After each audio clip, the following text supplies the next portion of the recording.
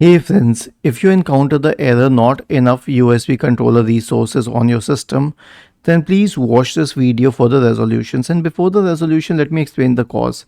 So, your system can only handle a limited number of USB devices. If you try exceeding that, it will simply cease to work and give this error. It's a fact. You cannot change this. Okay. So let me explain this further. A lot of people use something called as a USB extender, in which they connect one USB port to countless USB devices simply using an extender device. But you might not be knowing, but there are only limited set of drivers on your system. For example, I have two USB ports, and if I open the device manager, I will notice that there are only 5 USB root hubs. But if I'm connecting 7, 8, 9, 10 devices, will they work? No, they will start showing problems.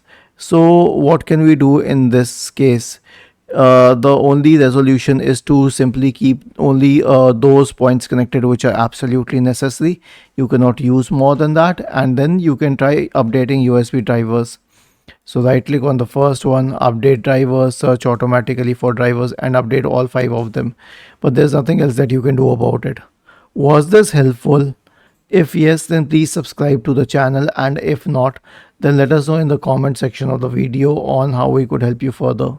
Thank you for watching this video and have a nice day.